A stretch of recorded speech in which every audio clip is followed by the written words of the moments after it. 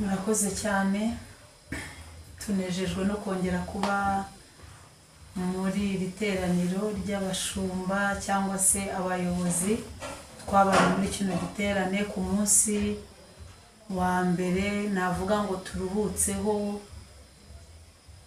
turi kumwe n'abantu bose twabanye turabashimiye cyane rero nagize ngo dushimire abantu bose twabanye abo twabanye aha abo twabanye online nifuje ko twabashimira muri uyu munsi reka rero nsabe Bishop Mahame abanza tuzamurira isengesho mbere yuko dukomeza kadusenge. Mana turagushimye mu izina rya Yesu Kristo, turi hano tugiye kuganira cyangwa gutanga ikiganiro na bene data. Turasenze twebwe abari hano tugirire neza, abari ko online ubagirire neza, nkuko twicaye ahantu nka komite ikuriye porogaramu y'ibikwateganya na Dorokasi.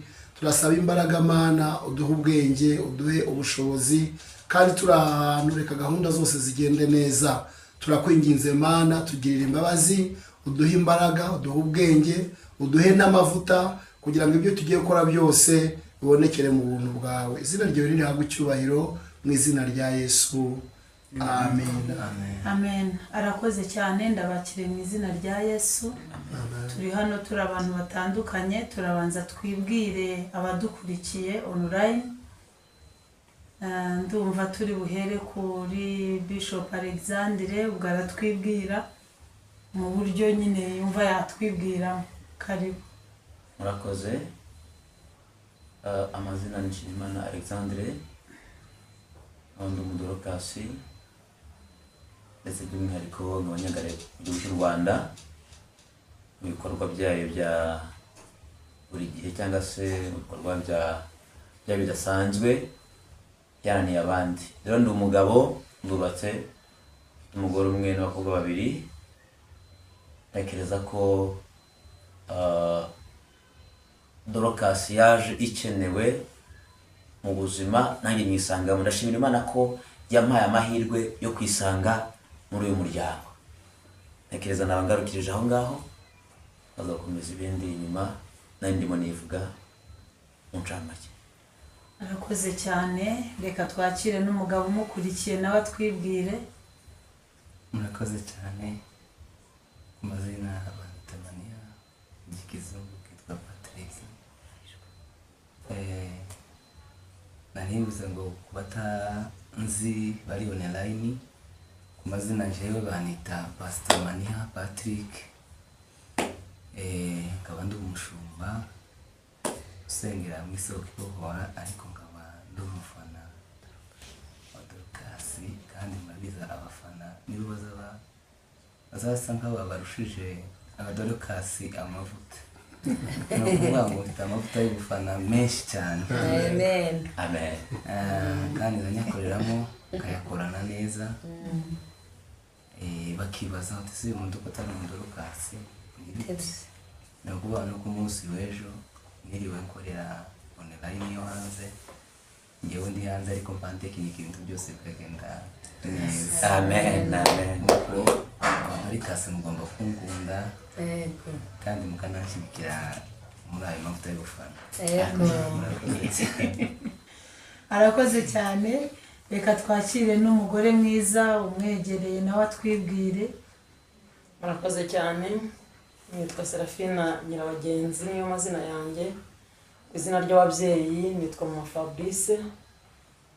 Naturutse mu gihugu cy'u Rwanda, i Kigali, i Kabuga. Nkaba ndi umukristo. Uyu munsi nkaba nsengera muri Zion Temple Kabuga. Nkaba ndi umudorokasi. Ndashimira Imana kandi nshimira na Apostle Claire Dorokasi wanyinjije muri Dorokasi. Ngewe ntabwo nari Dorokasi nayimazemo igihe kinini, kuko nayigiyemo mu kwezi kwa kabiri uyu mwaka utangira 2026, ariko iminsi mike yanyimazemo kuri ngewe ni myinshi, kuko nayibonyemo umugisha mwinshi cyane. Rero kubw'ibyo ngibyo ndi umudorokasi, kandi ndifuza no kwaguka, ndifuza no kugira ngo n'abandi benshi bose abo tuziranye, abo tugendana ndetse n'umuvugabutumwa bwiza, nifuza ko nakangurira abantu kuba baba none ndetse rwose muri Dorcas, kuko umuryango mwiza buri muntu wese yakwifuza kubamo. Murakoze cyane. Arakoze, reka twakire n'umuyobozi nawe atwibwire. Murakoze kubankurikirana kuri online. Ku mazina nitwa Maombi Françoise, ni umumama w'abana 4 n'umutwaro umwe, kaba rengi bagarariye abayobozi hano ba Dorcas. Nanjye kera nari umufana ucecetse, nari mazemo imyaka myinshi ariko nakoreraga inyuma ariko bucece. Murakoze bindi Irangira ubaye umuyobozi. Imana imuhe umugisha cyane, niwe muyobozi wa Dorcas hano muri Kenya. Imana imuhe umugisha. Reka twakire undi mugabo w'Imana nawe turi kumwe hano. Ndanezerewe cyane kuba muri uyu mwanya. Amazina nitwa Mahame Emmanuel, mba mu gihugu cy'i Bugande, kandi ni ngewe uhagarariye Dorcas i Bugande. Ndi umugabo, ndubatse, mfite abana 8, umusaza ushima Imana. Hanyuma rero ndi hano kubwo gushimira Imana kubwa porogaramu y'urukungana cyangwa igiterane cyabaye cya Dorcas. Twari turimo kwivugaho cyangwa se kubasuhuza. Imana ibahe umugisha mu izina rya Yesu. Amen. Amen. Arakoze, turi kumwe n'undi mubyeyi mwiza usa neza, nawe reka twibwire. Yogera. Amanya gange nze Aisha Ogete, mvudde Uganda. Amazina ye yitwa Aisha Ogete, ava Uganda. Bugande. Ndi mukyala mufumbo. Ni umugore ufite umugabo. Nina abana 6. Afite abana 6. Nebaza Mukama olubooleza buno bwa Dorcas. Arashima Imana kubera irivuga butumwa rya Dorcas, kubanga atuweereddwa nnyo omukisa okuyitira mu kuyitibwa okwo. Kubera ko Imana ibahaye umugisha mu guhita muri iyo gahunda ya Dorcas.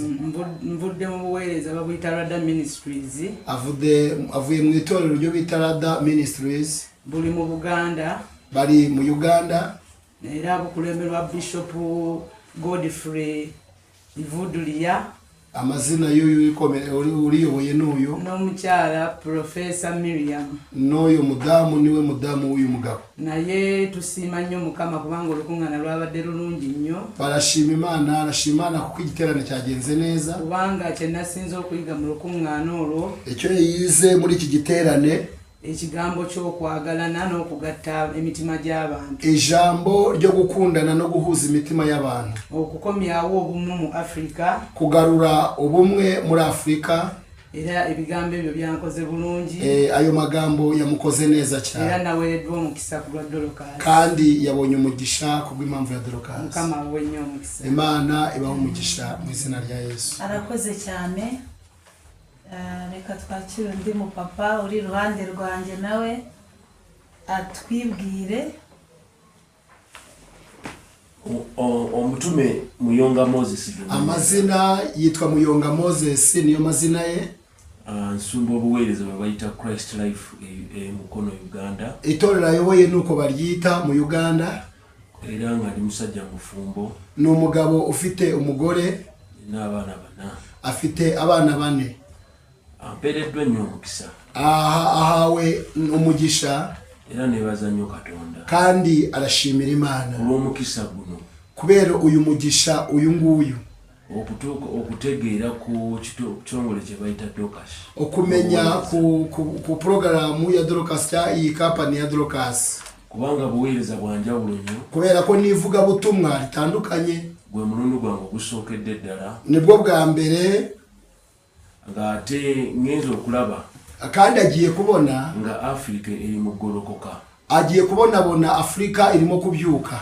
Afrika irimo kuyimukira mu maanyi. Aravuze ngo Afrika irimo guhagurukira mu mbaraga. Katonda alina ekyama mu Afrika. Aravuze ngo Imana ifite ubwenge muri Afurika cyangwa ifitemo icyama atenga Afrika lyeje Katonda lyali mu kuyimusa erisembayo. Aravuze ngo Afurika nibo basirikare Imana irimo guhamagara abanyuma. Ng'Abanyafurika twebwe nk'Abanyafurika nk'abantu bo muri Afurika twetaaga kwenyoma, ntabwo dukeneye kwisuzugura kubanga Katonda atwagala, kubera ko Imana iradukunda, atuwadde erinnya kandi Imana iduhaye izina, atatuyimusizza, kandi Imana iraduhagurukije. kati ffe ekyokuddamu eri ensi, icyo gusubiramo ku isi, ensi erinze ffe tubawe ansa.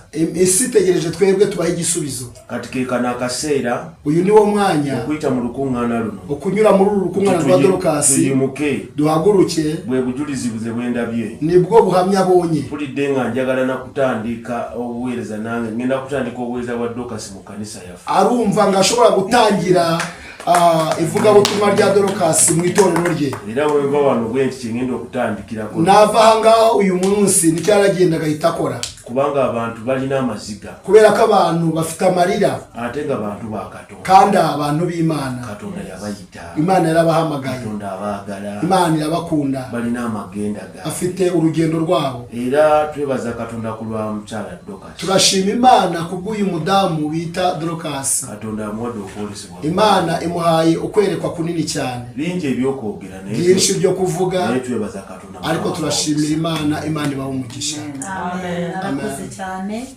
Reka tugere kundi umukurikiye nawe twumve uko yitwa, aho yaturutse. Imana imuhe umugisha.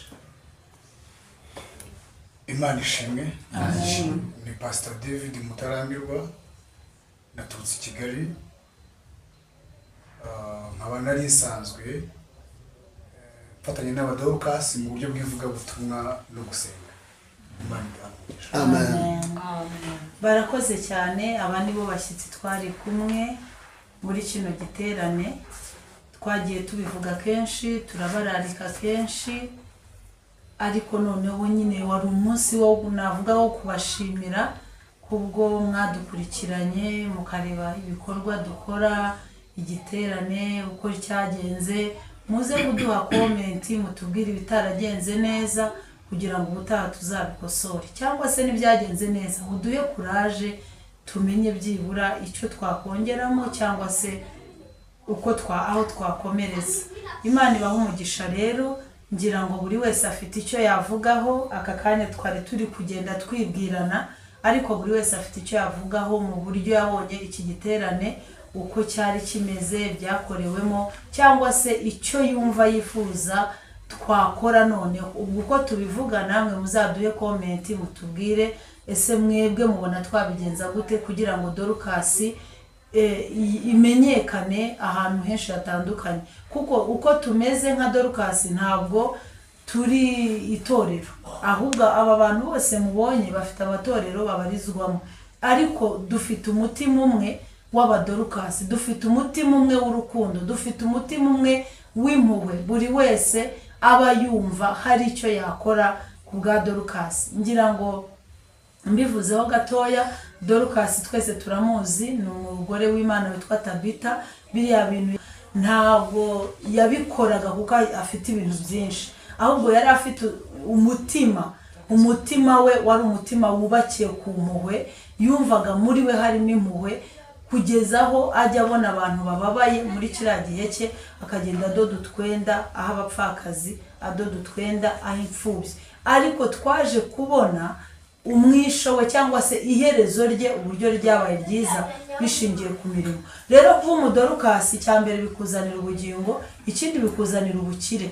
Dorokasi amaze kumenyekana Yopa, byatumye abantu bose baza kureba uwo Dorokasi wazutse bimeze gute. Urumva wazaga se yazaga ubusa, yashoneshaga urushinge kugira afashe abantu, ariko uwo mujyi w'Yopa yamenyekanyemo byatumye arushaho kwaguka mu buryo bw'imirimo. Noneho uwakoreshaga urushinge atangira kugira inganda, atangira kudoda, adodesha amamashini, kandi ubundi yakoreshaga urushinge.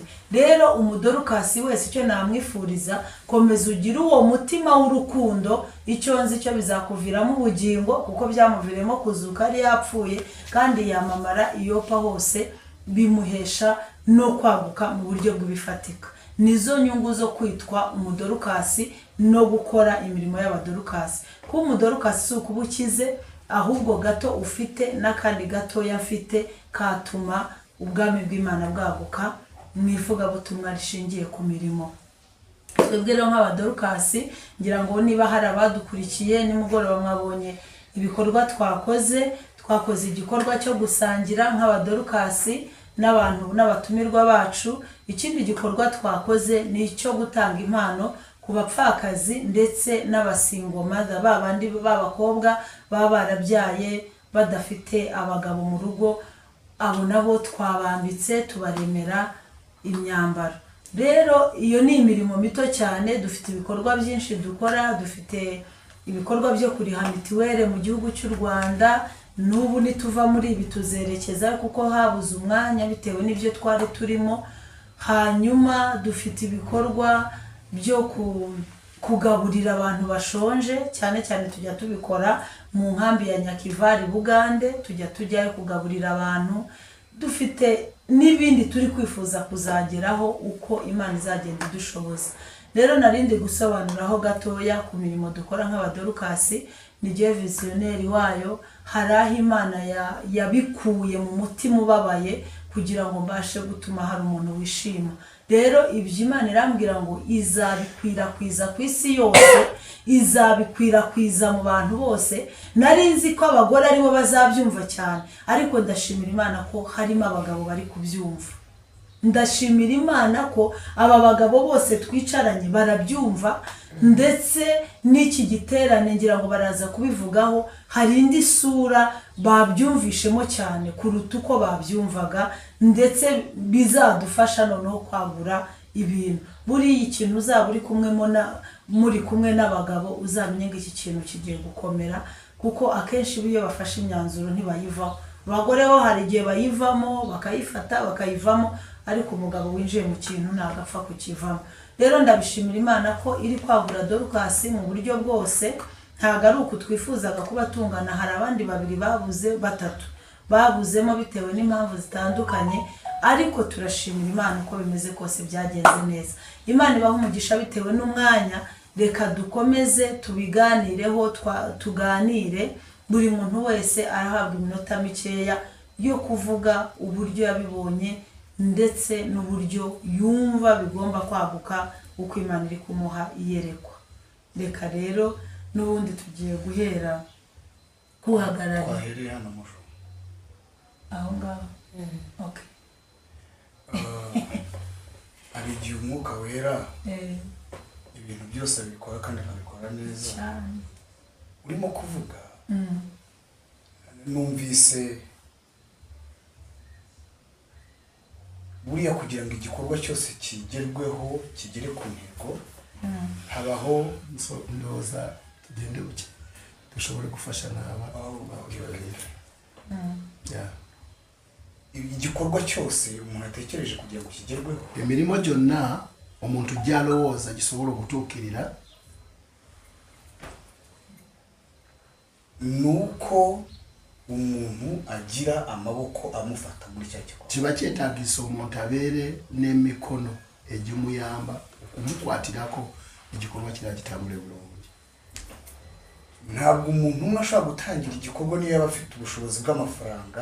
Omuntu omu tasobola kutandika ekikolwa n'ubwo yaba alina ssente ngo agikore neza kigerweho nk'uko yaba afite abandi bamufasha mu cyo gikorwa. agikole asobole kukikola obulungi yekka ng'abo alina abalala basobola kumuyamba mu kikolwa ekyo.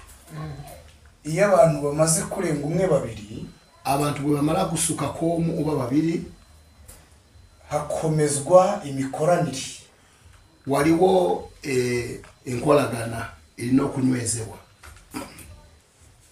Iyo imikoranire itameze neza ntabwo imikorere yamera neza. Enkolagana bweba nga etali bulungi n'ebyo gukola tebisobola kuba bulungi. Nabonye ari igikorwa kirimo imbaraga. Yalabye nga waliwo yalabye igikorwa kya dorukasi nga kyetaaga amaanyi, kirimu amaanyi, kyetaaga amaanyi, kiyinza okukola ebintu bingi singa gifuna amaanyi. Ariko ibyo biraturuka mu mikoranire y'abari gukora muri Dorcas. Icyo kiva mu ngeri ye enkolagana y'abantu abakorera mu Dorcas.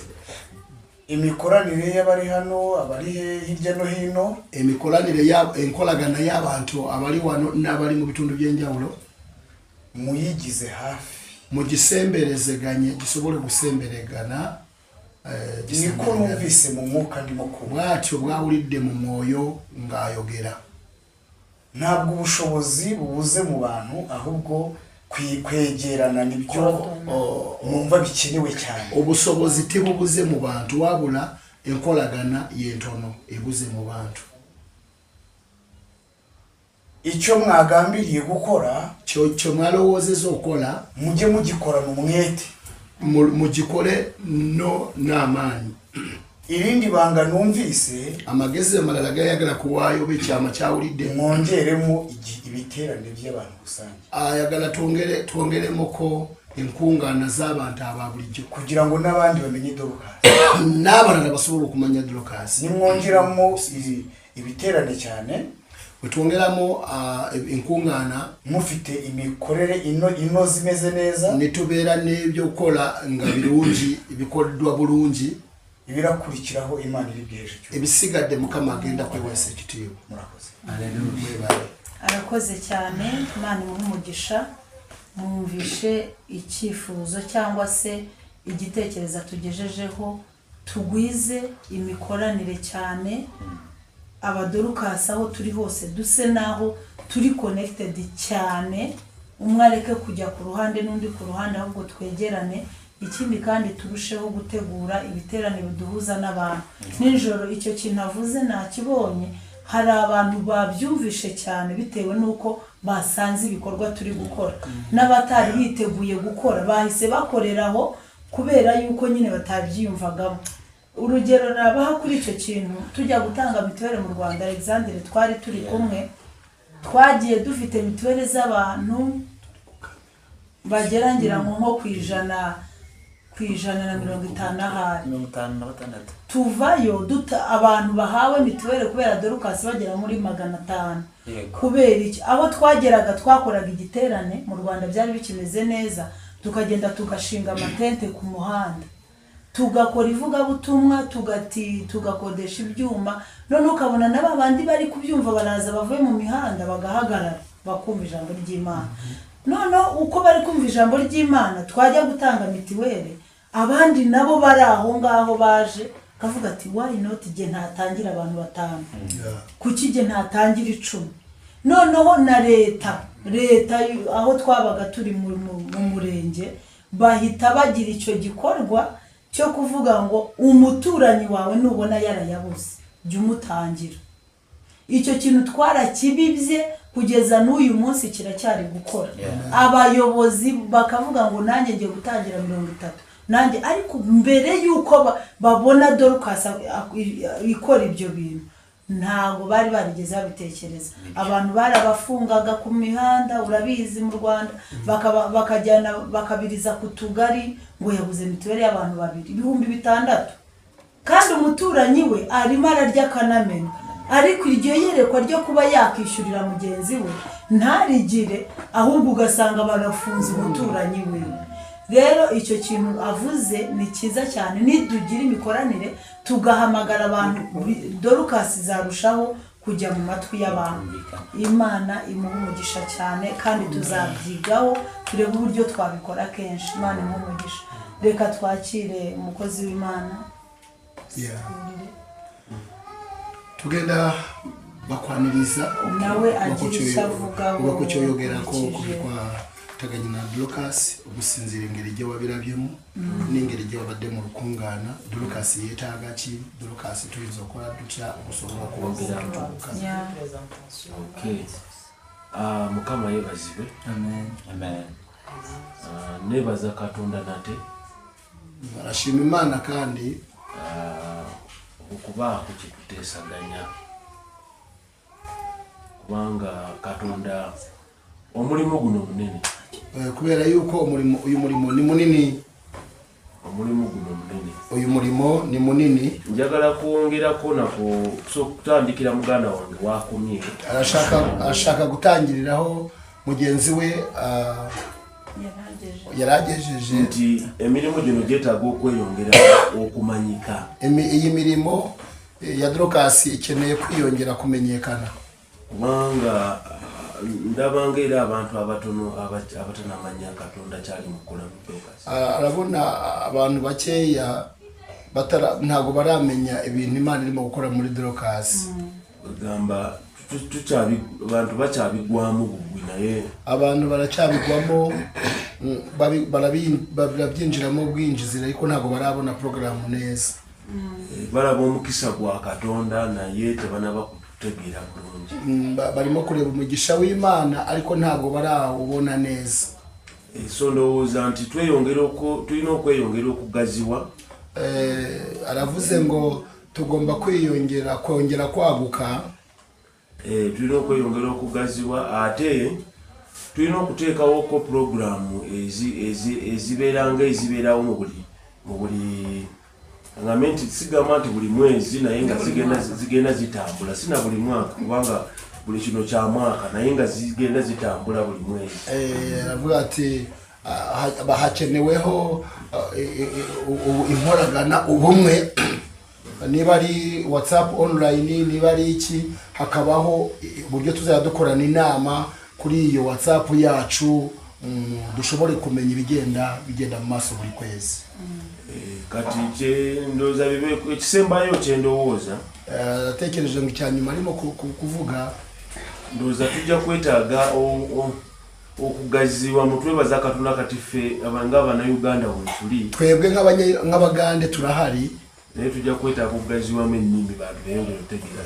Dukeneye kongeramo izindi ndimi tuzongeremo cyane nk'icyongereza, cyane nk'urugande, cyane nk'urunyankore, Urufaransa n'izindi ndimi abantu biyongere kumenya Dorcas. Kubanga ekintu kyansi yonna. Kubera ko ikintu ni ikisi yose. Kigenda kukoma wano. Ntabwo kiragarukira hano hafi. Ne mawanga mugeri cyetaaga okugenda okugaziwa mu bantu. No mu zindi si ikeneye kwiyongera kugaziwa mu bandi bantu hirya no hino. N'ekirala ekisemberayo ddala nti tujja kweyongera okongeramu kusaala. N'ikindi cya nyuma aravuze ngo turaza kongeramo amashengesho. Tuyongera okusaba. Turashaka gukenera kongera gusenga. Fena tusabe tuleme kulekera abatono nnyo kwetikamo. Twese dusenge tureke kureka bakeya kwitika umugugu cyangwa gusitura imitwaro bonyine. Kuba kati yenga nanyine kwolesebwa abeera mu kusaba n'abatonotono yaba abalala tunaba kwegatta nnyo mu kwetaaga okwegatta mu kusaba. Ngufite umuntu Imana yahaye kwerekwa asengana n'abantu bakeya ariko ntabwo ariko byakabaye natwe twakabyinjiyemo tugatangira kongera gusengana twese kugira ngo Imana itangire kugaziya ibyo bintu. Ndoza bibe Mukama abawe. Avuze ngo arangirije aho ngaho Imana ibaho umugisha. Arakoze cyane kubw'ibyo avuze. Navuga ngo nyine haracyarimo imbogamizi cyane yuko abantu batarabyumva. Gamba ati wacyarimo ubuzibunyo kubanga abantu tubona biwurira burungi. Ariko 2 cyangwa 3 bamaze kubyumva. Naye 2 babasata bamaze kubiwuririza. Bazatuma bimenyekana. Bagenda kuleta okutegereka. Ikintu wenda nabasaba kintu cyayagala kutusaba. Hamwe muri mu bindi bihugu. Fenga bari mu mawanga amalala. Mu gihe cy'iritegura ry'umurimo cyangwa se amavuga butumwa ya Dorcas. Mu gisera cye nontekateka yaguno umurimo. Nuko mugomba kubigiramo uruhare cyane. Fenga abantu abava mu mawanga Uganda no mu bitundu by'enjawulo twetaga kubiteka munyo umukono. Nukuvuga ngo niba dushoje iki giterane tubatwaririza conference eno ntituvuge ngo turagishoje. Titugamba nti tumaliriza urukundo. Ahubwo dutangire gutegura iki. Tudemo dutandike dutegeke ekigwanga dala w'ekitundu kirala. Niba tuvuze ngo tuzagikorera muri Uganda. Tuba tugambye tugende dukorera mu Uganda. Tumenye ngo abo mu Rwanda babigizemo uruhare. Tutegere nti mu Rwanda babiri mu mukono. Abo muri Kenya babigizemo uruhare. Abi Kenya babitademo umukono. Abo mu muri groupe diaspora babigizemo aba uruhare groupe diaspora babita debo mukono mbese bireke kuba iby'abantu bamwe bireke kuba ibyaba byanga ya kuri de Dorcas afite dovuwari yo kubwira abadorukasi bari mu Rwanda bakagira uruhare mu giterane kigiye ari no ko ntekateka abadorukasi bari mu Rwanda nabo ni babere kitundu kimu kuba Kenya niba muri diaspora ubihagarariye diaspora bwo waba wari akamenya ngo hari uruhare ruri buve yo gushyigikira naye n'amanyanti wariyo aka ikintu kino kuva diaspora kuyamba bakuyikwatagana n'enso nukuvuga nidukomeza gukorana gutyo bizoro bwe dusigara nga dushaka kwatagana mu ngeri fana na bwecyo ibintu bijya kugonda niba byateguriwe mu Rwanda Alexandre ntazavunika bwe banga bitegekirwa Rwanda Alexandre tajya kumenyeka niba byateguriwe muri Kenya Mawombi ntazavunika bwe bitegekirwa Kenya Mawombi tajya kumenyeka niba byateguriwe Uganda Emmanuel ntazavunika bwe byategekirwa wafe mu Uganda nange sijya kubona abo kubera ko twese twashize mu kubanga fena tugenda guteka mu amani ndumva ari cyo kintu tugiye gushyiramo imbaraga cyane cyo cyenyine cye twagara guteka mu amani kandi tugasensibiliza ate ni tweyongera kuburira ese yo mubona niba hagiye kuba amatora habaho za campaign zo gusensibiliza bwe babanga bagenda kubera wa maronda muraba nti waberaho za campaign bagashoramo amafaranga menshi ngo basansibilize abantu nibatekamo sente abantu beyongera ko ese twe niba ari igikorwa cy'umurimo w'uhamagaro wacu dwe kiba kikorwa nga cyakwitibwa kwa fe kuki tudafata umwanya ngo tumobilize wakiti dukora mobilization abantu nibagitegera ugasanga uhagarariye Dorcas mu Uganda ariko abantu b'u Uganda ntibayizi no sanga unta kuri Dorcas mu Uganda nga Uganda abantu tebagimanye nose uzabuhagarariye iki ugenda kuba kuri deki rero tugomba twese gushyiramo imbaraga twino gutekamo amanyi tukarushaho kubimenyekanisha n'abandi nidusinga kubitegeza n'abandi kandi bizagera kubanga ukuwereza kuno kunene ateguye no kutuka arakoze cyane reka twakire umuvyeyi reka twaririze umucyaro ono ayogere ko biga mu bitono tuno kweyoso mukama yebaziwe amen nze ekintu kye nalabye mu Dorcas aravuga mu kintu cyo yabonye muri Dorcas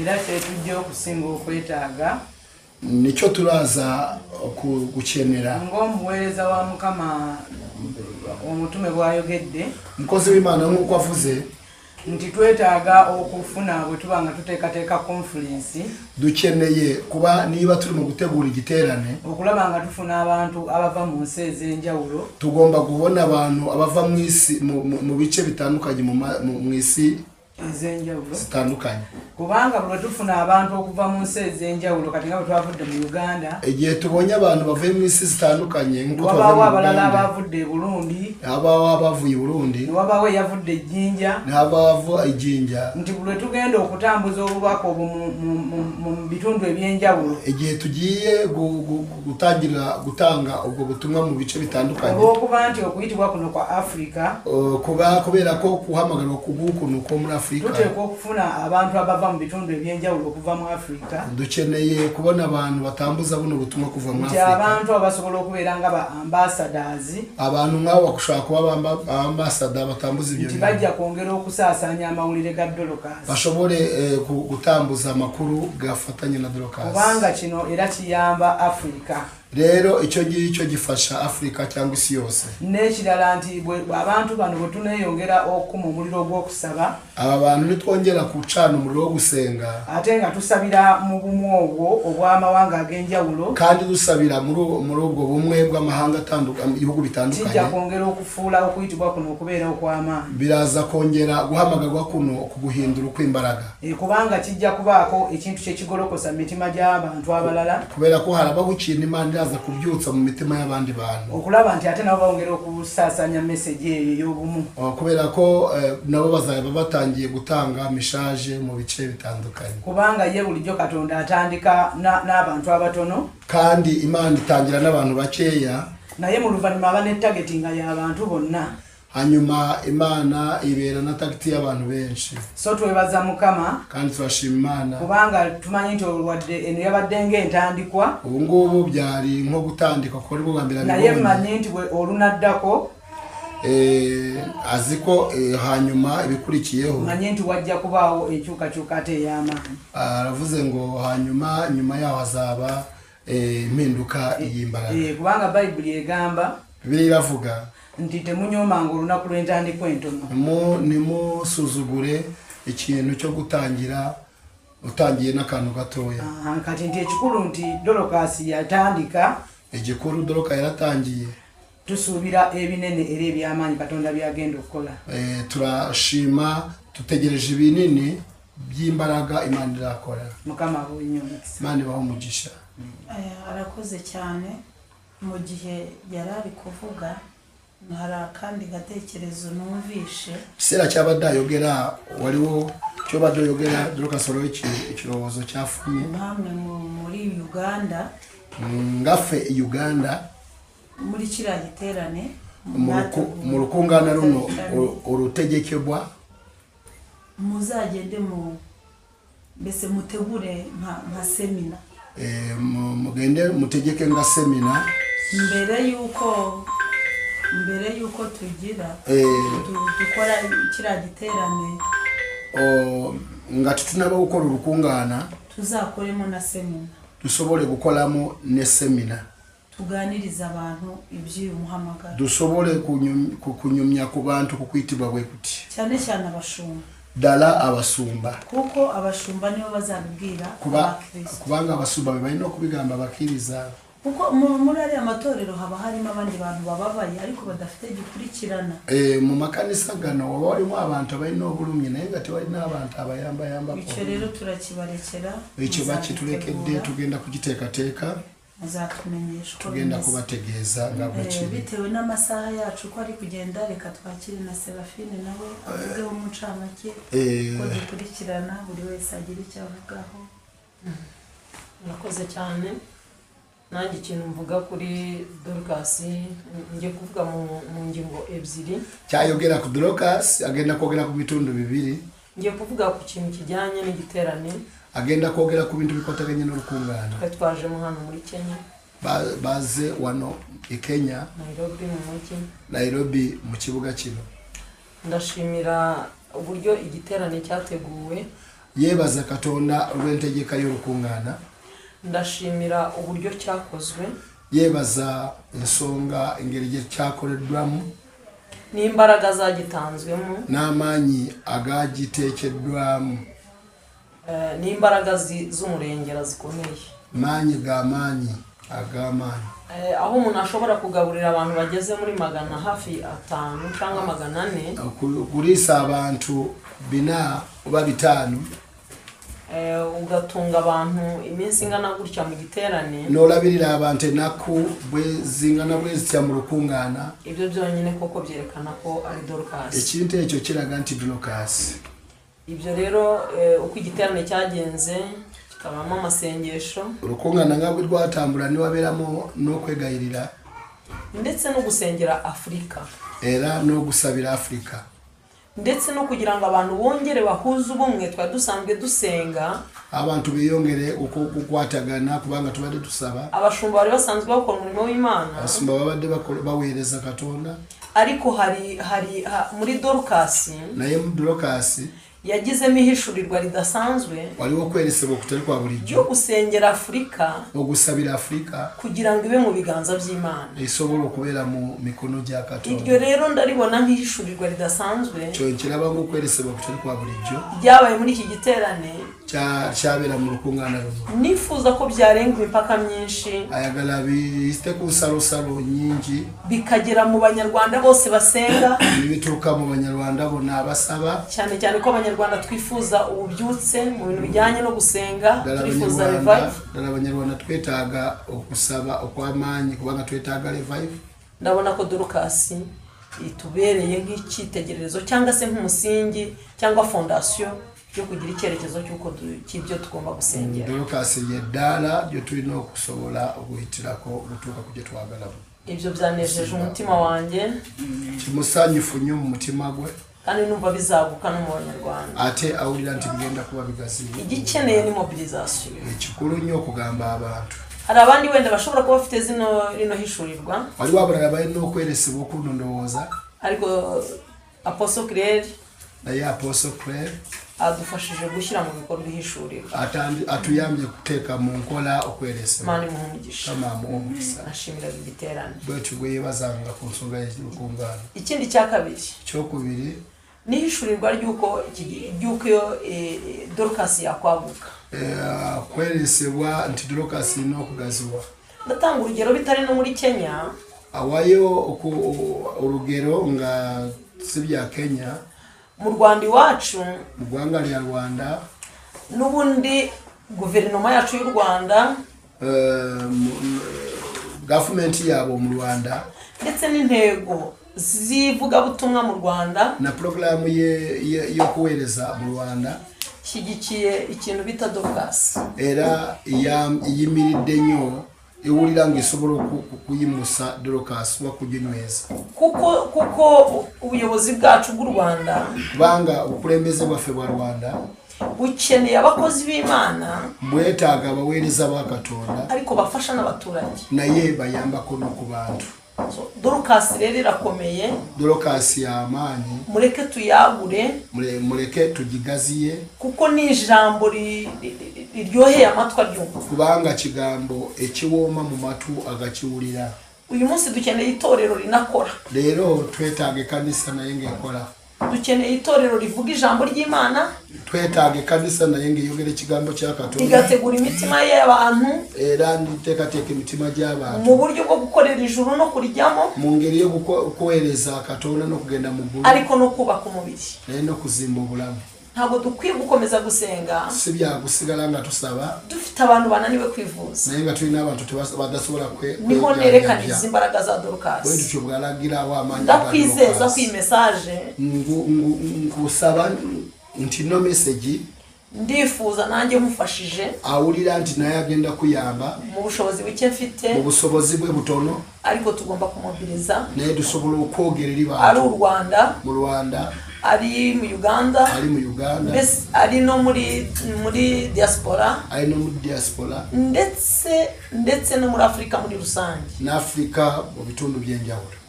tugiye gufatana amaboko tugenda kukwatagana mu mikono tugiye kugufata amaboko tugenda kukwata mikono nk'uko ijambo ry'Imana rivuga abe Bible yogera. ndifuza ko twebwe tubahuri muri iri teraniro turi mu uyu munsi muri abo nk'abantu bumvisha igiterane kandi badusobanuriye neza intego zawe. tugomba kubahuri na Aaron tukagufata amaboko ndetse dukoresha n'umunwa kugira ngo Dorcas igere ahantu hose yaguke. Imana ibahe umugisha. Amen. arakoze cyane reka twakire na Pastor Maniha avugeho.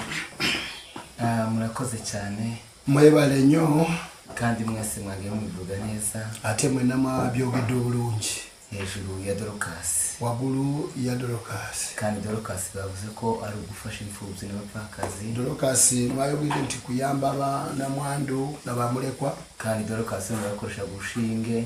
Dorcas yakozesa empiso ariko ubu nyine ko turakoresha ubushobozi dufite naye kati ffe tukozesa obusobozi bwe tulina. icyawe gitoya ufite ekitono kyolina nibwo rushinge rwawe iyo empiso yo ugomba kubikoresha olina okugikozesa. ariko njyewe nababwiye ko ndi umufana wa Dorcas yagambye nti ye mukwano gwa Dorcas ariko nzi ibintu byinshi cyane biba muri Dorcas naye amanya ebintu bingi nnyo ebibeera mu Dorcas kurusha n'abayibamo kusinga n'abagibeeramu. urashobora kuyibamo ukaba wizina gusa osobola gibeeramu n'ebibeera walinnya lyokka cyangwa se ugashaka kuva mu Dorcas hari icyifuzo cyawe ushaka ugashaka kumuvomamo naye nga gusobola n'okubeera mu Dorcas nga kyamazima toyagala gasaba Dorcas nguginywa ariko wowe udashaka gukoresha rwa rushinge rwawe naye nga gutasobola kukozesa empisa yo okuzimba Dorcas kuko njyewe nza mbibona cyane kubanga nze ntera biraba nnyo mba kuri tere ya Dorcas mba ku tere yayo. aha niho duhora niho ku cyicaro gikuru wano we tubeera no ku kitebe kikuru kandi mwabivuze cyane muvuga ngo hano niho ku cyicaro gikuru era twabyogedde nnyo nti wano we kitebe kikuru. hari ibyo tubona twibwe bitubabaza ariko tudafite ubushobozi bwo kubikora waliwo bye tulaba nga bituluma naye titulina busobozi obubikola tukabura ubushobozi bwo kugira ngo tubikore nibabula obusobozi obubikola. njyewe amateraniro sinyeza agaciro cyane service taziwa taziwa igitibwa nyo ariko icombeza agaciro kwa Dorcas naye ekyawe ekitibwa ku Dorcas ni ya mirimo emirimo ese imirimo yawe muri Dorcas iravuga emirimo jo mu Dorcas jo cyangwa yabaye kimeme oba yarasirise tivuga teyogera urarangiza gusa urangirira cyokka urebera kuri kamera gusa uraberera ku kamera cyokka ariko naye ibikorwa byawe n'emirimo jo ese biza bivuga iki byogera ni ijisho rireba iriso eriraba ijisho turirebesha iriso rino riraba bazavuga ngo n'umushitsi ngo urashobora kumanikira inkoni yazanye cyangwa se ishakoshi kayimubikira ngo umugeni ushobora kumuterekera umugongo yarese we baga nugire ariko rino jisho naye iriso rino jewe nk'umufana naye yenga mukwano gwa ijisho ndebesha iriso ryayagala ukoze nzabona hari ibikorwa byinshi muri Dorcas bidakora waliwe bikorwa ebingi mu Dorcas nga tebikora byarasinziriye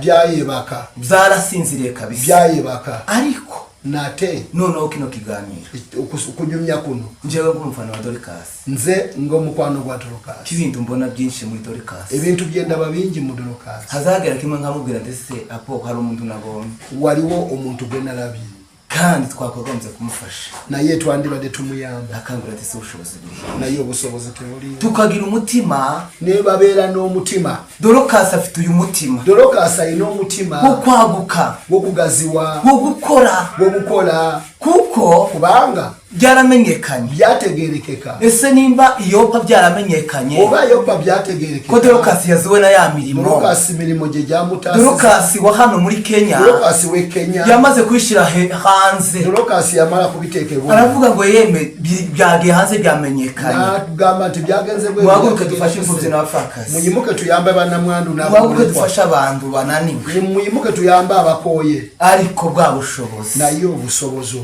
ariko iyopa byaramenyekanye naye yopa byategerekeka bafasha Dorcas kuri rwa rushinge bayamba Dorcas ku mpisa bazana amamashine kugira ngo bamworohereze bayamba ndete mashini basobora ese twebwe turi mu kumworohereza mu yahe maboko atefe turimo kumuyamba mu mikono ki muzihe nganda twafashe ngo reka dufungure inganda mu kampani kize twakwata zisobora kugulawo kampani mwavuze ngo tumufata amaboko mwagambye tumukwate ku mikono tubehuri ku koroni bagaza bamubwira tubehuri ngabwe huri bamukolaga nawe ariko amaboko ya Dorcas ndandi mu kubona afata Dorcas na ya maboko akayamba Dorcas kugira ngo igikorwa kizamuke kigera ku gikorwa gisobora kuyimuka gituka ukina nari mfite menshi yo kuvuga badai na mangi gakogera kandi mfite agahinda kenshi na ya ino umutima urine buruma hejuru y'izina rya Dorcas ridakora waguru yerinya rya Dorcas hejuru y'abantu baba muri Dorcas bataza bakora waguru y'abantu baba mu Dorcas bataza banavuga ngo bibakore ku mutima batebakora na tete bogera bibakwate ku mutima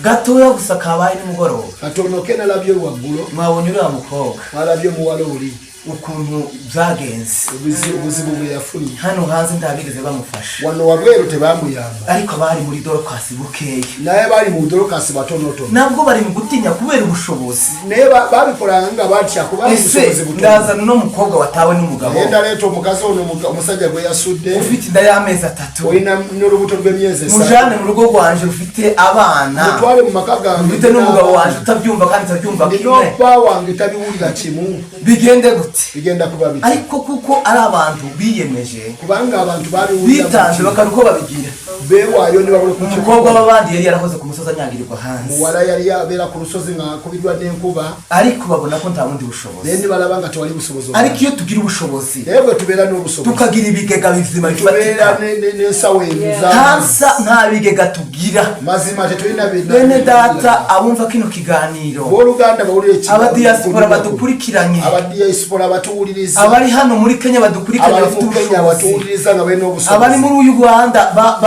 ba Dorcas biyemeje abari mu Uganda abakiriza kukwatagana naffe wabishize ku mugaragaro wabiteka imisana akitwa n'izina neba kuyita akava ku izina ry'abavyeyi Dorcas Marikerere akarivaho akitwa ku Marikerere niba mwita Dorcas akarivaho izina ry'abavyeyi akava ku Marikerere akitwa Dorcas niba mwita Dorcas niba mwita Dorcas izina ry'abavyeyi yes n'izina ry'ibikorwa akora iryo linya rya bikorwa mwamufasha amaboko mukwate mikono tugakora kino gikorwa yewe Yes. kikamenyekana ku isi hose Yes. niza nubwira ngo nahuye n'abandi na gisiri n'ahantu tuba tugenda isi nahuye n'abamayibo yasisikanya abantu atera gusisikana kandi abantu mbona n'abana batoya abana bato kavuga ngo nari kubakuzanira nagamba nandi bademba situranimba ariko aposo nta bushobozi ufite na ya boso toina busobozi nari kumbona no gufata nkabutanu ngabutekera mu modoka nandi kute butaro nimbuteka mu modoka nimbole ariko nta bushobozi ufite ne aposo toina busobozi aposo afite umutima wo gufasha aposo ino umutima obuya reka tumusubize ku izina rya Dorcas yiyise kandi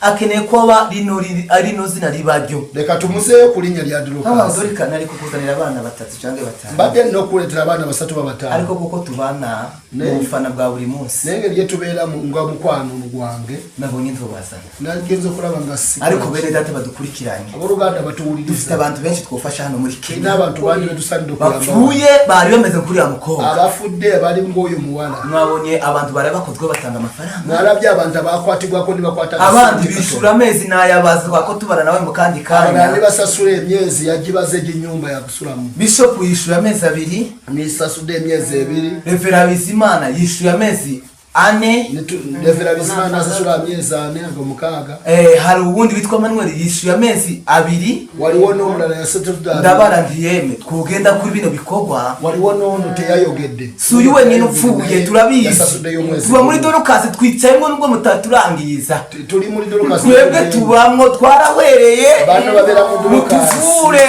turagwaye kandi indwara tugwaye niyo gushira ibintu ku mugaragaro gushira ibintu ku mugaragaro hari abantu bapfuye dukeneye kuzana kandi tukabafasha si uyu mwana w'umukobwa wenyine uyu niwo babonetse ariko ndashima ku bamuzanye bakomeje kwihishahisha erega aposo Dorcas nafite urugo yeza nego umuntu nkuriya kandi nta bushobozi burimo aposo Dorcas ayinamaka ngo bamuretera umuntu afanana bwatyo naye ayinamaka ngo ayino umwami n'abana ariko ndidukeneye gufasha abantu ngo tubafashirize mu mago y'abandi twetaga gukwata abantu dukeneye gufungura dukeneye badukingurire badushakira ahantu dufata haboneka umuntu uzoza uhishura nataka kugulaho ofisi abantu wabereho gukorera nga si mu maka ofisi igaragare neza ofisi irabike burundu haboneka ibikoni walabike ibiyumbu haboneka amazu wabereye amayumba dufashe imfuzi n'abapfakazi tuyambe bamulekwa n'abana uko Dorcas yabikoraga akoresheje urushinge ngabwo Dorcas yari yabikora akozeseze akishombagura ngabwo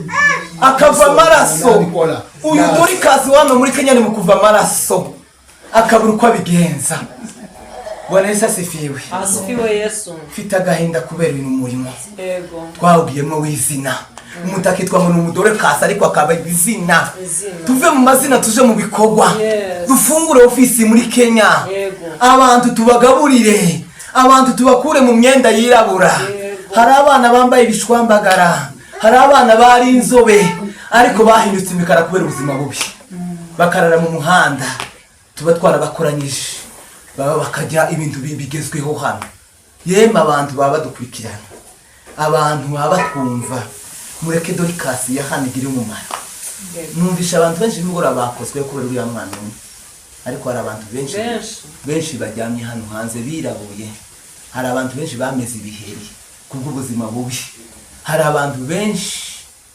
bambaye imyenda itari yo bokambaye ariko nimba wariyandikisha kuba umudorokasi ukwimva kwene gufatikanya n'umudorokasi uri hano witwa Dorcas tumushigikire tureke kumushigikira ku magambo tureke kumushigikira ku bujyajya ndimo kumva bamwe ngo bavuyemo ese wowe uri mu kuvamwe gute warije muri Dorcas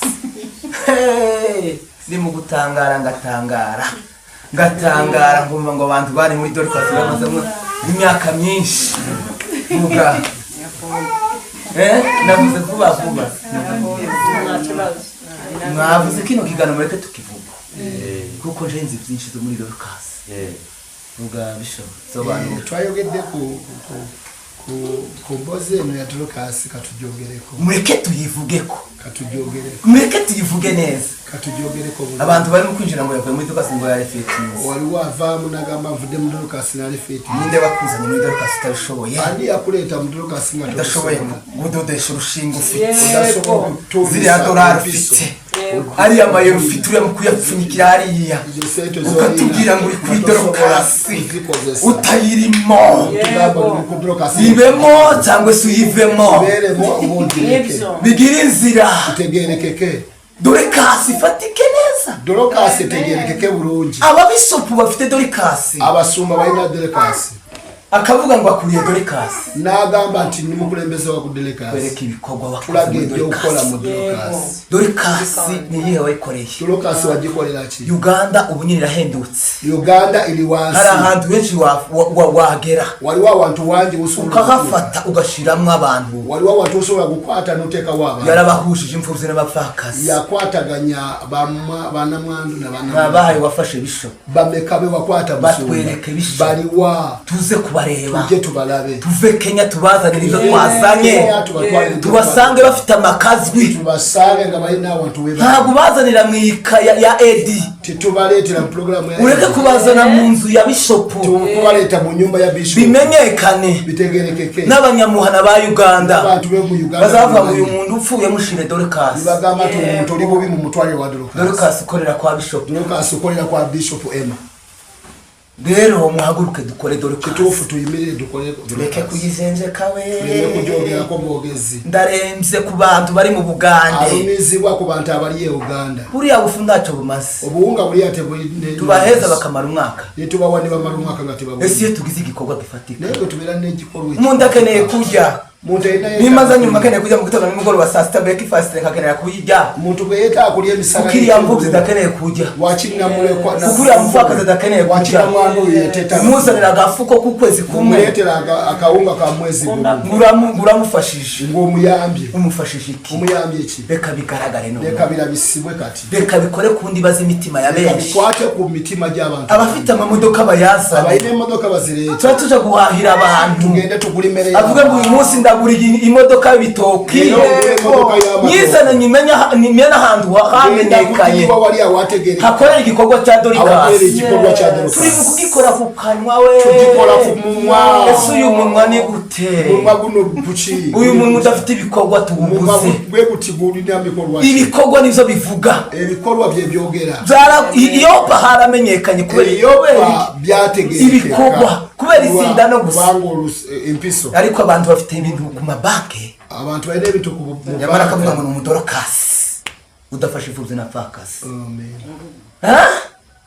urabifite turabizi neza kubifite turabizi neza ko Imana yagufashije ariko turi mu kubikoresha tube batanu ariko dukorere mu bumwe mfite byinshi navuga muzonshakira ikiganiro mfite byinshi nabonye muri dorokasi muzonshakira ikiganiro mvuge kuri dorokasi dusigaranye batanu bisho bubaka dusigane batanu bajya rwara n'amandu n'abamurekwa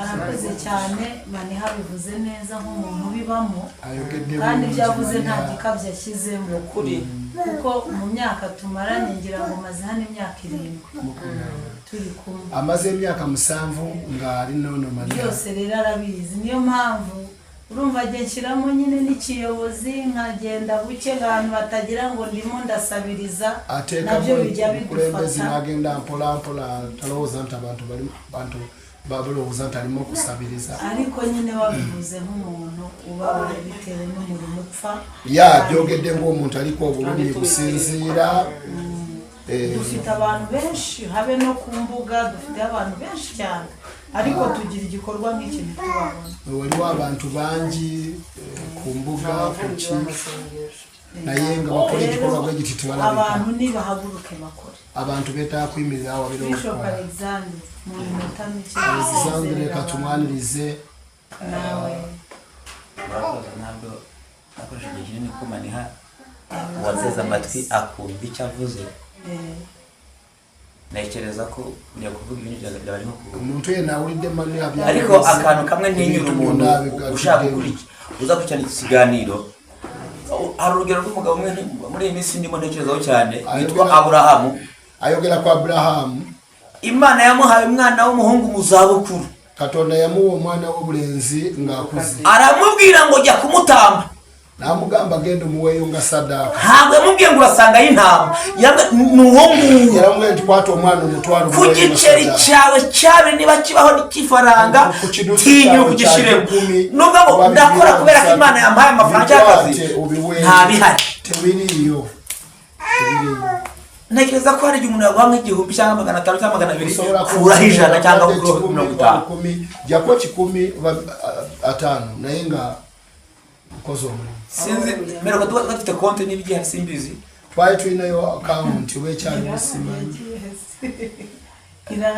maniyani byari kuvuga maniyani byari mu Rwanda hari gahunda yitwa ibibena cyangwa se amatsinda mu Rwanda wariyo bakazigama wenda mu kwezi cyangwa se rimwe mu cyumweru bazi wayo mu rundi ntago basaba ngo uzigama yangaye basaba uzigama y'izina wabura tereka yuzo kandi ukamara umwaka uzigama naye buri mwaka ubere ngo utekayo ibintu sinzi ukuntu imana ibuze kubigenza ariko niba mu giceri kijana gishireho bwabafuriye iki kinusu yubonye igihumbi gishireho babonye rukundo ubibe utekeyo mpaka ikibazo kimwe cyo kibazo twumva dorokazi tukumva natwe yakabadufasha ngiyi ndwara nta yindi samasengesho makeya suko bitumvikana ahubwo ngeramo nkumva ndakize nanjye ngiye gufasha nkumva ko afite ubushobozi bwamurenze bwo gufasha abantu bose ahereye ku murongo oya hari umuntu ubabaye munsi yawe wifuza kuba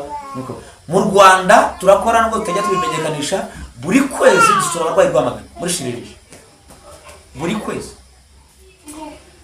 uretse igihe twiriye dusiba gato nabwo twahise dukomera amezi 2 ariko buri kwezi Dorokasi mu Rwanda dusura abarwayi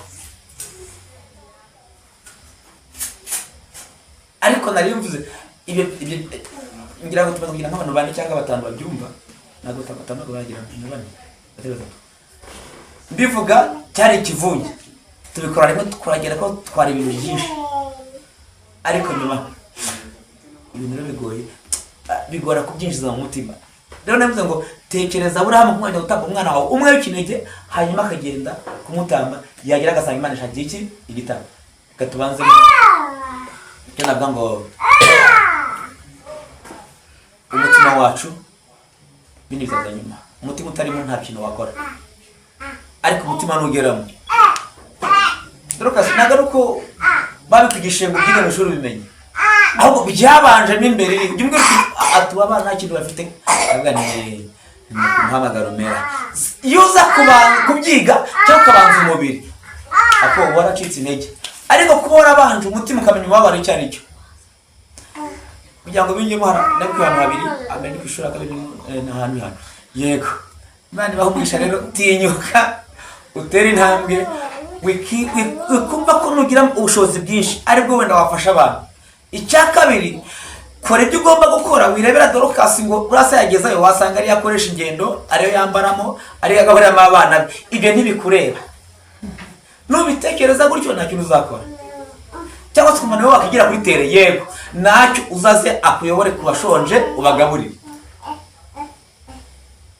murakoze arakoze cyane abivuze neza ngewe buri muntu wese uko ari kuvuga ari kumpa irindi yereka aratubwiye ngo mu Rwanda barakora ni uko tutabimenyesha kandi tugomba kubimenya sibyo tugomba kubimenya ko bakoze cyane pe kuko niba turi muri timu imwe tugomba kumenya ngo timu yo mu Rwanda yakoze iki tukamenya ngo Uganda yakoze iki tukamenya ngo ya Tanzania yakoze iki ikindi tukamenya se mufite abanyamuryango bangahe yego ibyo ni ibintu mugiye gukosora kugira ngo tujye tumenya ngo mu Rwanda hariyo timu y'abantu 20 muri iki gikorwa nubwo hariho igikorwa gikorwa no mu Rwanda nk'icyo cyo gusura abarwayi ariko akamenya ngo dufite n'ibikorwa duhuriramo twese iyo timu tukamenya ngo noneho muri iki gikorwa muzakora ibi tukamenya iya Uganda muri bangahe iki gikorwa muzakora ibi nuko bavuze ngo tugomba kuba dufite byibura ahantu turerera imfubyi ibyo ni ibintu twifuza biri no muri viziyo tutarashobora kugeraho n'icyangombwa hano ba Mahombi bo barabizi twamaze kubona n'icyangombwa cyo muri leta kitwemerera gutoragura imfubyi ku muhanda n'imayibobo, twamaze kukibona cyo muri leta. Ariko ubushobozi uravuga se ngiye kubatoragura ndabashyira, urazana abana 30 subashyire muri iyi nzu wongere mu bawe, urabashyira. Rero turacyafite intege nkeya, ariko byibura dufite fondasiyo, kuko niba dufite icyangombwa muri iyi leta ya Kenya nta muntu ushobora kudutangira adusanganya abana 100, nta uri budufate, dufite icyangombwa kibitwemerera. Ariko turabazana tubagaburira iki? Abana bajya kwicwa n'inzara kandi babakuye ku muhanda. Rero ukemera bikakurya mu mutima, mugani w'amaniha, ariko ntacyo uri bubikoreho. Ufite ubushobozi wagenda ukaba ufite depo y'umuceri iy'akawunga, byibura ukavuga ngo ushyizemo n'umukozi uzajya bagaburira, ukamenya ngo ku kwezi. Ariko turabikura he?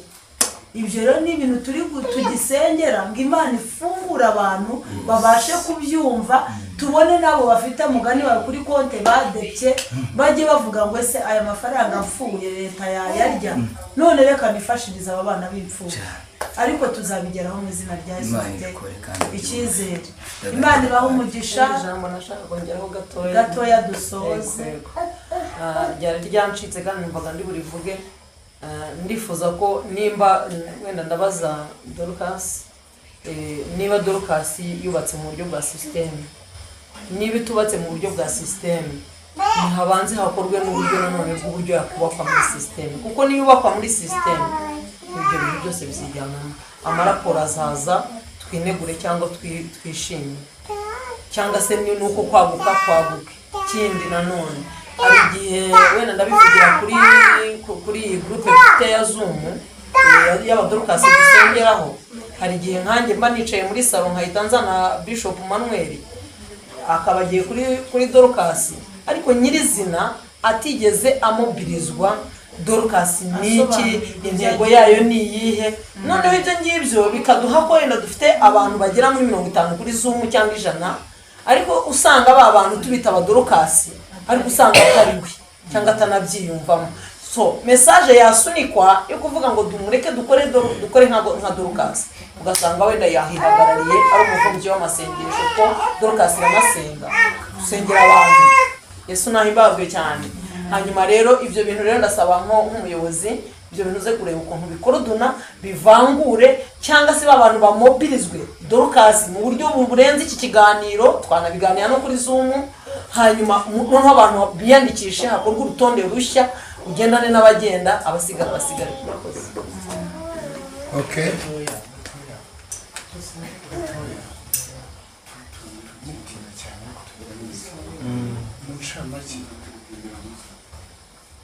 Ibintu bizamo amafaranga iyo mbabwira ngo umucamake ariko hari ishuka n'inzi hatari imikoranire inoze harimo amafaranga. Ntabwo abantu bose babyumva kimwe. Hashobora kuza 100,000 abantu bakajya ngo haje miliyoni, Marie Claire yayiriye. Nanze kukivuga kuri kamera ariko mureke kivuge kuko tugera mu izero nje ndabizi. Ibyo rero bizacira intege benshi bazumva ayo magambo. Ni munoze imikoranire. Yes. Inoze ihamye, hinjiye ibingana gute, umubitsi yabyakiriye, byakoresheje gute, bigaragare. Ibyo bizagutanga umucyo, murabona n'abandi bari bwinjire mu mikorere ya Dorcas. Ngewe nta bintu byinshi mfite byo kuvuga. N'amagambo yose muvuze ni meza. Nitwa Mahame Emmanuel, ndi umugabo ndubatse nkuko nababwiye mva Bugande, rero nanjye ukoriye Dorcas mu Bugande. Nari nshaka kuvuga ijambo rimwe ryonyine, hanyuma niba bishoboka tukarangiza kuko turashaka gusubira mu gihugu nimugoroba. Icyambere ni ugushimira Imana wazanye ukwerekwa. Bibiliya tubura ngo mushyire ukwerekwa kwanyu ku kibaho umuntu wiseho wese abisoma. Kuno kwerekwa umuntu wakuzanye turamushimira, icyo tubanze tugishimira Imana kuko hari icyo gikoze. Kino kiganiro turimo gukora kirimo amagambo menshi akeneye gukora inama, kuko ntabwo nkavuga ngo dukeneye kugira uburyo duhura tugakora inama tutari ku kiganiro, tukinegura tukagira ibyo dutunganya, tukagira kondisiyo zishobora gutwara porogaramu ya Dorcas. Ariko uwatangiye cyituzanya hano gikuru, uwatangiye kuno kwerekwa turamushimiye. Icyo ni icyambere. Icya kabiri, dushyigikiye uko kwerekwa. Icya gatatu, ntabwo tuzabuza abazinjiramo kuvamo, kuko n'amatorero tugira umuntu arazamura kumubatiza yarangiza buri iki akagenda. Ariko impamvu ikura abantu muri Dorcas, hari abayizamo baje gufashwa, akumva nayibamo azaboneramo inyungu, noneho yabona nawe ari ibyo gutanga akabivamo. Hanyuma rero ubu Dorcas iracyashaka abantu bafite umutima wayo. Ni ukuvuga ngo kano gahe turimo Dorcas, umwuka wa Dorcas uracyashaka abantu bafite umutima wayo. Nshobora kuyihagararira mu Bugande ariko ntafite umutima wande wa Dorcas. Urumva? Hanyuma rero abantu basa n'uyu mugore, wamubonye uyu mudamu, ubona n'uyu mudamu uyu wari wicaye ahangaha, ubitegereje barasa. Uriya yazanye ubuhamya bw'akabushyira hariya, uyakazana ubuhamya by'akabushyira hariya. Noneho mu gihugu nubwo twagira ku isi nubwo twagira abantu 10, buri gihugu gifite batatu babyiyumvamo ari aba Dorcas. Abandi bose bazi nyuma ya erega buryo kwerekwa kuba ku muntu umwe, abandi bose baza bashyigikiye ukwerekwa. Hanyuma tubanze dushima Imana, nyir'ukwerekwa azaduhamagara atubwire ukwerekwa nuko akumva n'uburyo dushobora kugushyigikira. Twebwe abakwakiriye Bugande nshobora kuguhagararira ariko ntakurimo, ariko kwengera kukivuga hakabaho noneho uzana umutima wayo, kuko mu Bugande hagomba kubaho umuntu umwe, babiri, bano, batatu twazanye. Ntashobora kuburamo umuntu ufite umutima wa Dorcas, uretse ko nanjye ntabwo reka ibyo nakandeme kubivuga cyane. Ngarukira aho ngaho, dushimiye Dorcas na kuno kwerekwa ukuri ku cyapa ku kibaho. Hanyuma tugiye gushyigikira uko kwerekwa kuri ku kibaho, n'abatwumva bose bashyigikira uko kwerekwa kuri ku kibaho. Hanyuma kado gakiko, abakomite ba hano 5, abakomite bo mu Bugande 3, abakomite bo mu Rwanda 4, abakomite bo muri diaspora 2, abakomite b'Ikenya 3, abo bantu duterane tubone ikiduhuza, dukora inama. Simuzi telefone zaraje, udamara tubwira uti turakora inama ku wa 3 saa 2 z'ijoro, twese duhure, buri muntu azana igitekerezo. Nimba nteguye muri Uganda kuba ko ibyo ushobora gukora ushaka utazi, ariko ngatanga raporo cyangwa katwoherereza inama. Hanyuma ukaba watwohereza ati hano naho bakunganyije bino na bino, reka tubyohereze, hanyuma mubafashe natwe tugategura, hakunganyijwe bino na bino, mwateguye reka tubyohereze. Ubwo bumwe nibwo buzaduha Dorcas kugira office mu Bugande, kandi office ya mbere ibanza nuko ndiyo. Office ya mbere kuba ndiyo, uyu ariyo, uriya ariyo, bishatse bango nitwicara natwe n'ibyo bitekerezo byanyu tugiye inama, muzasanga Dorcas ikwiriye mu Bugande kubona aho yicara n'abantu bayo bakwiriye gufashiriza. Urumva rero Dorcas izagira abasekreteri mu Bugande, izagira abakontabule. Uwo ni umutwe munini, group nini udashobora kuvugira aha hantu gutya, ahubwo ikeneye kugira ahantu ishobora kuba yavugirwa ahacu. Ndabashimiye rero, Imana ibahumugisha. Sawa, murakoze, Imana ibahumugisha. Turabashimiye ko mwitabiriye iki kiganiro, mugasiga umwanya wanyu mwakuganiramo. Imana ibahumugisha. Reka dusabe rero Pastor David adusengere asoza iki kiganiro. Imana ibahumugisha. Amen. Mana yacu nziza y'urukundo rwinshi turakubaha Mana ahakaba inama imigambi igica ubusa itangiriro nshingano hagira ukingura bari mu nama ya Yesu Mana turagushimye yo kwemeza ko dushimye ko uyu murimo udushyigikira watangije umugambi wose kandi muri isi ni niyo mpamvu n'uyu mugambi niwo wawutangije mubere Imana kuba turi hano nuko ari wo watangiye umugambi wawe Mana n'abapfakazi Mana ubwo watangiye nta mugambi ujya utangira ngo utawusohoza haleluya turagushimiye ibyo wakoze n'ibyo wamaze gukora ariko tunejejwe cyane n'ibirutaho ugiye gukorera amen uwo umugisha buri wese witanze muri iki gikorwa ari abari hano mu gihugu ari abari kure Mana utanga umugisha yego kandi buri wese wakiriye umugisha nawe azajya agaruka gushima akore n'ibirushaho yakoze mbere ku mugisha uru rugo rutegurirwamo nta biro iraboneka Mana rugirire neza hari byinshi muri uyu muryango bitagenda neza nk'umuryango kubera iyi mirimo mu izina rya Yesu yo gufasha yo gukora uyu murimo wa Dorcas yerekane ko ari wowe Mana uyu muryango Mana ni uw'umugisha uyu muryango abana bahabwa umugisha nawe ibyo bakora bahabwa umugisha kandi neza yawe irusheho mu kubaho izina cyane rya Yesu tanga imbaraga zose urakoze yuko waguye Dorcas ikagera kure n'izina rya Yesu Kristo amen Imana iramugisha ciao ciao